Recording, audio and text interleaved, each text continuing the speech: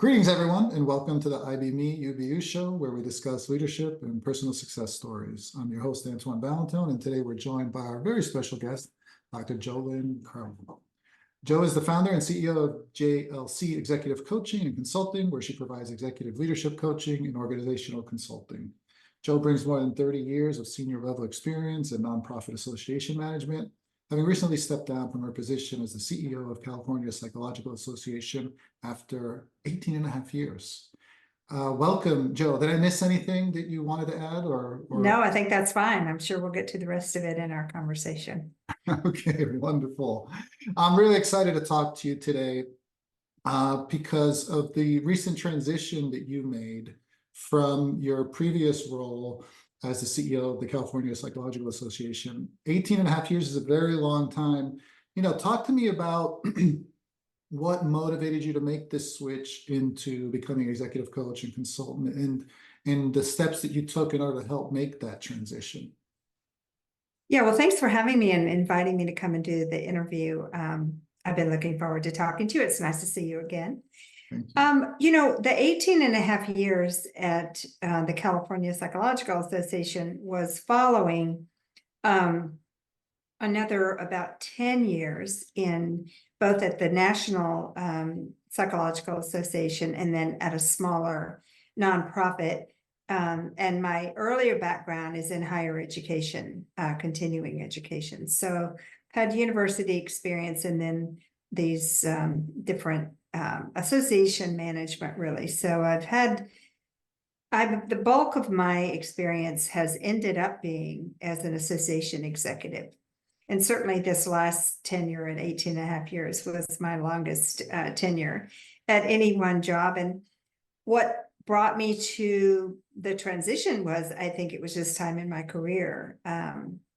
You see what color my hair is. And so it was time to maybe take a little breather and to move toward a more flexible schedule. And also I had become very interested in the consulting aspect and had done a little bit of consulting, but didn't have time to do very much. So, I added the executive coaching with some training, which I can talk about.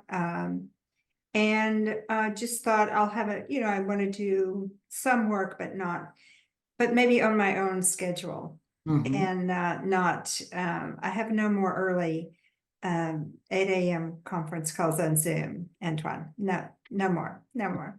And so that's really, I think it's been a very natural transition. I was ready. And I think that's one key that I would say is that I really waited until I knew that I was really ready to do it.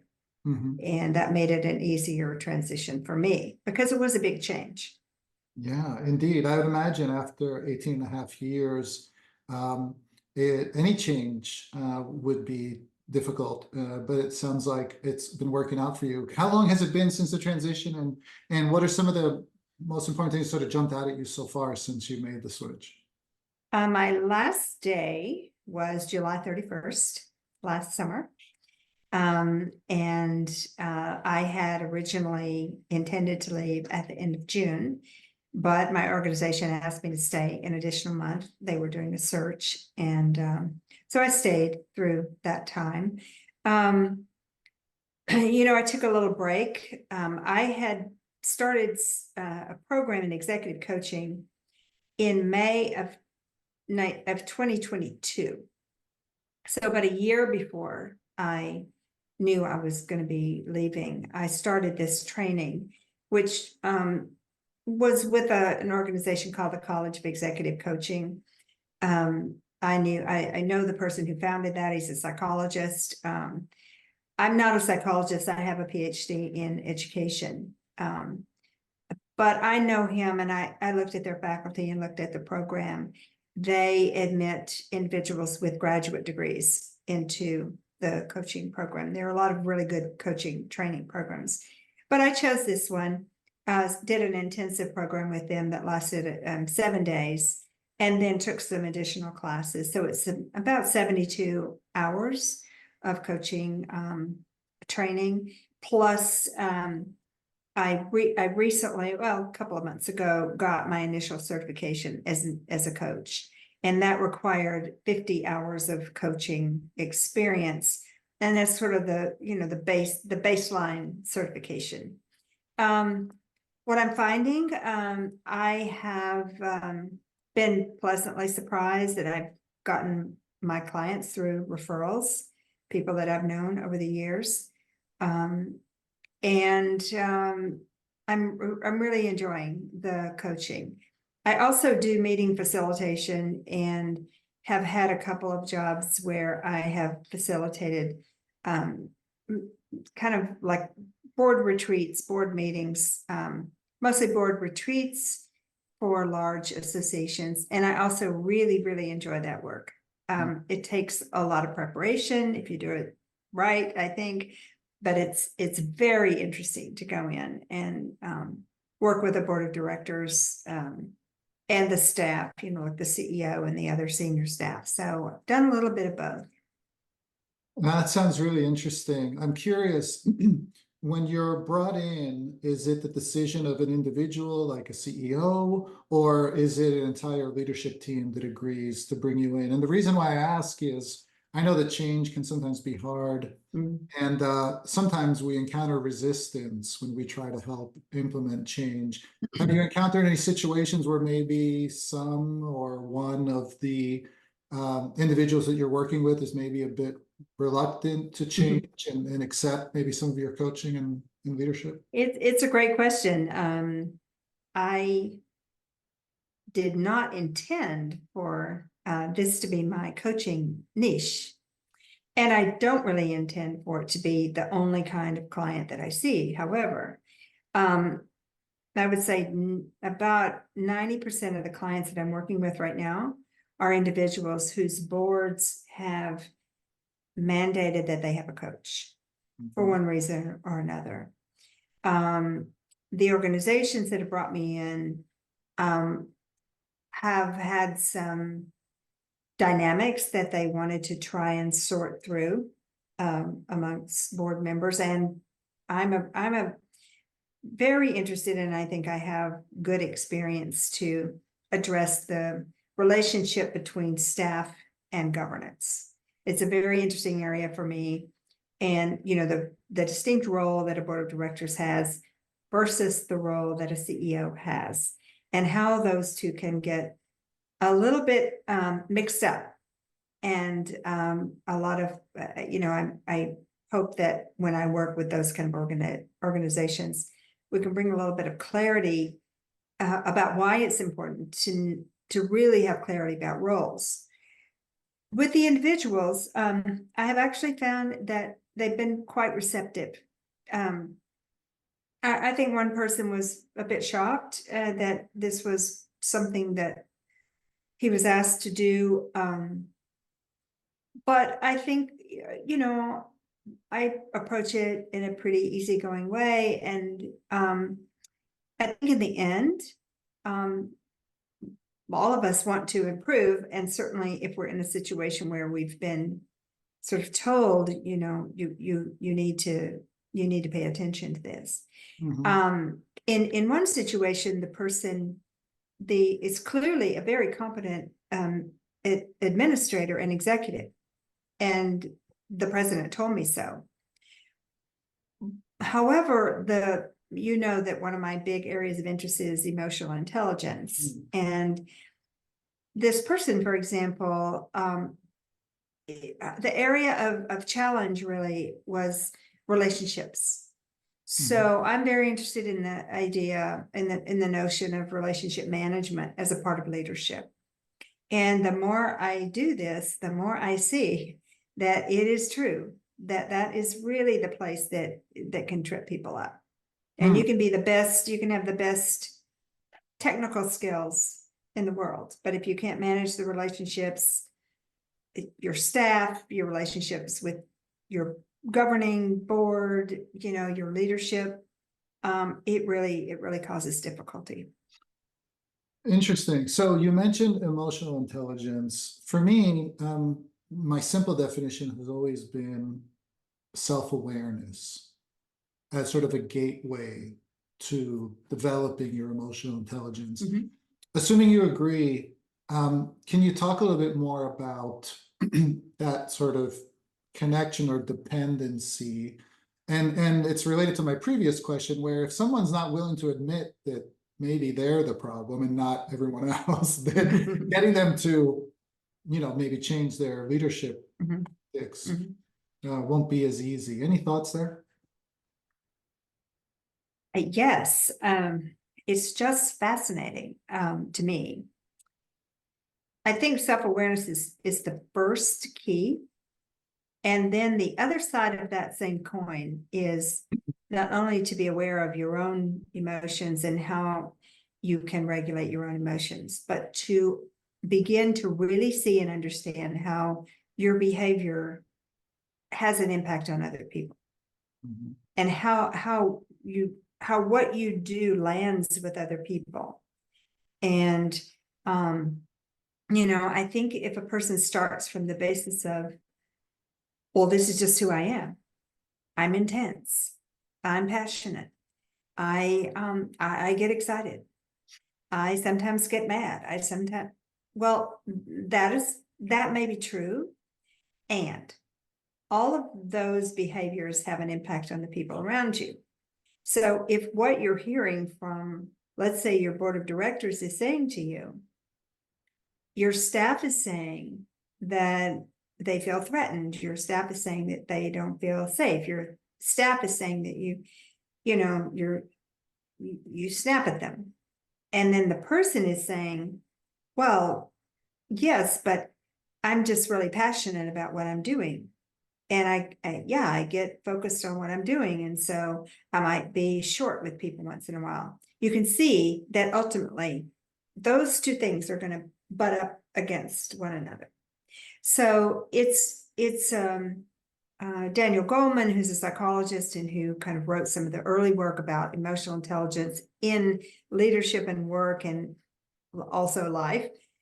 It's learning about how to manage your own emotions and to understand the emotions of others. And that's when I think that's where the magic happens, is that you can see this is what happens when, and this is how I react. And now I understand that when I do that, this particular person, because of their own makeup, feels really threatened by me. And, it's just not enough to say, I don't mean to be threatening.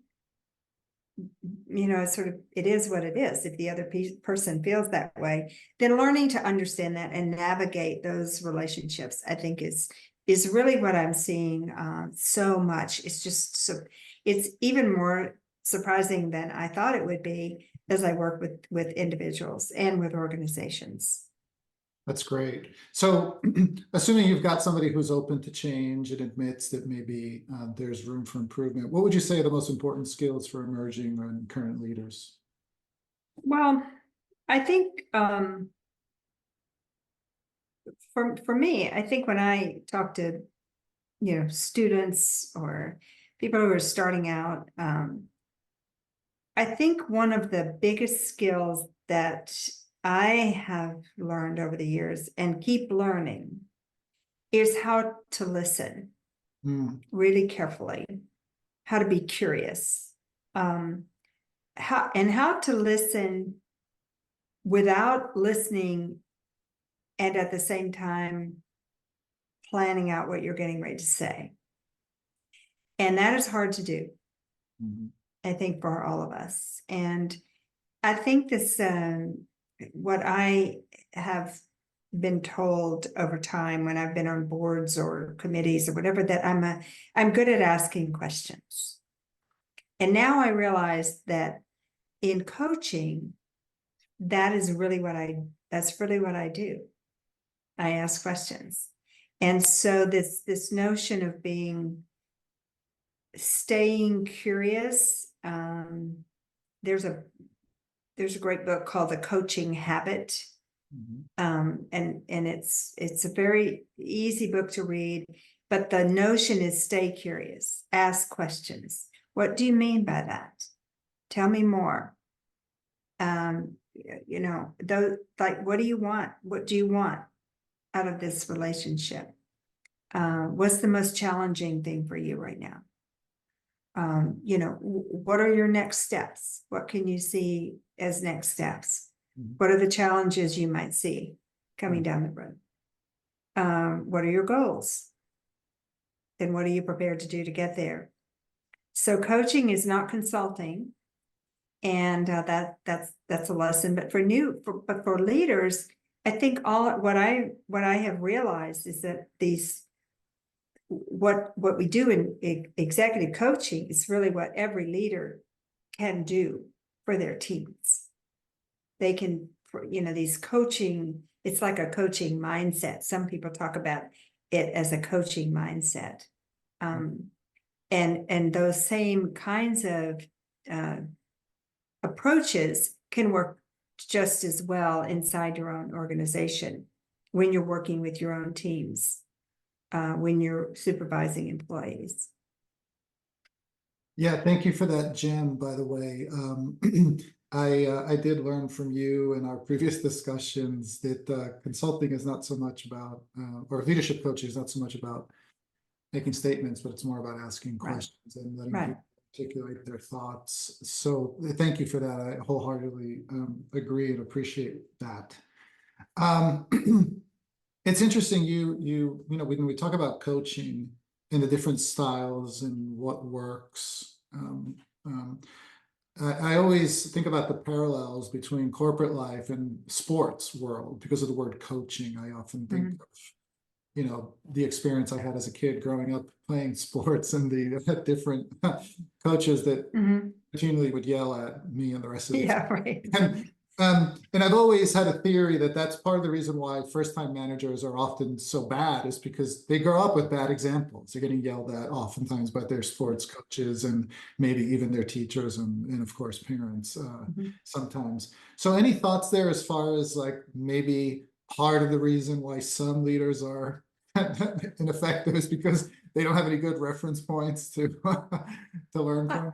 I think that I think you're right. I mean, I think if you think of the analogy of a sports coach, they really are trying to teach. They really are trying to show someone exactly how to do something. And I think the distinction between that kind of coaching and executive coaching or coaching, you know, leadership coaching, sometimes call it leadership coaching, again, has to do with not telling somebody what to do, but helping them understand from their own perspective how they could be more effective. And part of what I am seeing over and over again is that I've had a lot of experience. And when I'm working with a client, I often, sure, I could tell this person exactly what to do to get along with their board. But if they don't understand it from the inside out, they can't sustain that. And so to me, it comes down to being authentic. So, you know, I'm trying to help my clients understand their own emotions, their own behavior. Sometimes they're, you know, the areas that they are challenged in and working with other people, but really understand it and have that moment where they're saying, oh, right. I see now that every time that person does that, I get defensive. And then to talk about, okay, let's talk about the next time that happens. What's another approach? Because if you just, you know, you can mimic things, but if you don't really understand why you're doing it, it doesn't stick. And that's what I'm looking for is changes that will stick and will really improve their behavior. So that's really, I think, one of the biggest things that I see is just trying to really help people understand. Do I give advice? Well, I would say to a client, there may be times when I will offer my perspective based on a particular experience I've had. But I will always say, is that okay with you if I share something with you at this time? And certainly some clients would just say, just tell me what to do. And I'll say, well, let's talk about that for a minute. I can tell you what I have done in similar situations. It may or may not fit completely with your situation. So that's the distinction. And I do think you're right that it depends on how your own experiences kind of growing up as a leader. I did have one person say to me, I have never had this is the first time that, and they're talking about their work situation. This is the first time that I've worked for a boss that I actually felt could teach me something. And now I realize I don't know what to do because all the other people that I've worked for, they've just kind of given orders to everybody. And so that I think goes to your point that we see, we can only experience, we experience what we have to look at. And then you come away and think, well, I don't know any other way to do this. So then when you get the first job and you're supervising people, I think we all, I know a lot of women had the model of the male model of authority. Like you kick A and you take names and you tell people what to do, and if they don't do it, then but that's not the way, that's not really the way organizations work these days. And so it is hard, and you have to, I think that's why some kind of developing networks and seeking out training and keeping your eye out. I tell young people, keep your eye out for somebody that you think, you look at them and you think, wait a minute, I want to be like that. How does that person do that? Mhm. All right. Mhm. And then ask that person questions. Figure it out. Mhm. So I think you're talking about the evolution from authoritative leadership style to more inspirational leadership style. Servant leadership is, I think, a term that is often used, where the power dynamic sort of shifts intentionally on the leader's part, where they're more there to help their team despite having authority, as opposed to the other way around. One of the other parallels I wanted to ask you about is we talked about the parallel with coaching and in sports. When you talk about asking questions rather than giving advice, do you see any parallels with the study of psychology and people when they're looking for sort of mental health and seeking out counselors, etc.? Isn't that another technique that's often used? I think it's a very Freudian thing where you ask a lot of questions, just let the person. Well, I think the Socratic method, it is always, I mean, that's kind of my natural tendency. I think there are some of the same techniques, I suppose, but in therapy, you're looking at things that might have happened in the past and how those things have affect you now. And it's really critical to draw the line between coaching and therapy. I've worked with psychologists for many years now, and I think that most of the people that I'm working with right now are also in therapy. And that's a good thing. That's a really good thing. What my focus is with them is, what is your experience that you're having at work? And let's talk about what's happening there that has gotten you to the point maybe where either you feel that you need a little bit of help navigating these waters, or someone else has told you you need a little bit of help navigating these waters. So it's a big distinction. I think it's great if people are in therapy, but I'm always on the lookout for signs that maybe this is something, and I would tell somebody that this may be something that you need to talk about with someone else. I'm not a licensed mental health professional, and let's bring it back. But let's talk about, I understand what you're saying, and what happens when that happens with your colleagues, Right. Yeah, I think in both cases, it's someone wanting to get better, and regardless of what avenue you decide to pursue to get better, just that willingness to improve. I'll give you one example if I could briefly. Please. I had a client. I'm not working with this person any longer, but we were talking about kind of managing emotions inside work and so forth. And I asked this person if these things had ever come up in prior jobs. And the person said, not really, not that he could recall. But then later told me that he had worked in a large organization where he described himself as an overperformer. And he had done a really good job at what he was supposed to be doing. And he said to me, I just don't think they ever took the time to say anything to me about my behavior, because I was doing such a good job, they just let me roll, And so it's very interesting. It was very interesting to me. And that person realized, that was one of those aha moments. Oh, my folks now are actually trying to help me by saying, we'll get you a coach.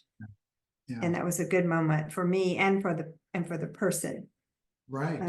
Because it was like, I just nobody ever raised this with me. And I think that's very common.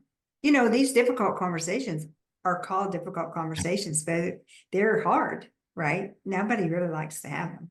Yeah, it must feel good to get somebody to that point where they're willing to make change. Well, Joe, this has been wonderful. I've really enjoyed the conversation. The last question before we wrap up, what advice do you have for leaders who want to develop their skills and advance their careers? I think partly what I said before, and that is keep your eyes open and look for people that you can see are having a good impact on the organization. Look for people who are inclusive rather than exclusive. I think remember that collaboration is a big piece of leadership these days.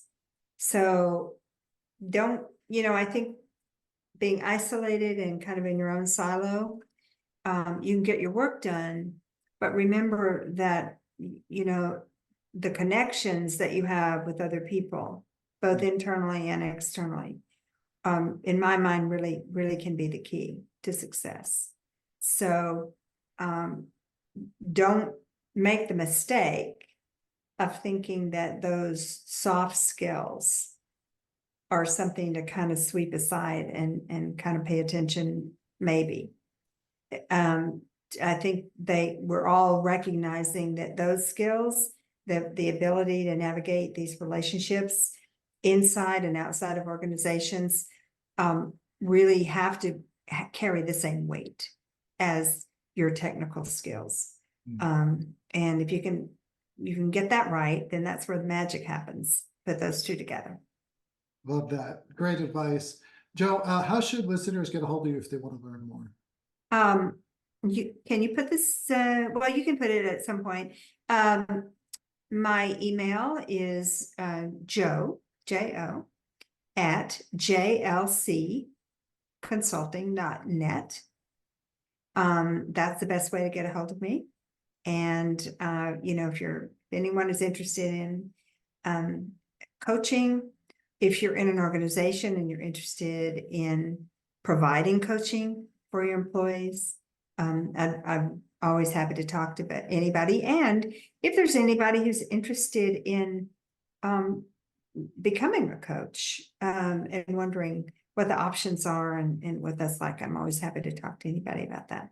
That's wonderful. And I'll make sure I put the link in the comment section, including your LinkedIn page. Great. Yes, my LinkedIn. I use LinkedIn, so either message me through LinkedIn or send me a direct email at my business email. That'd be great. Thank you so much. I really appreciate it. Certainly, you're welcome. Thanks for having me.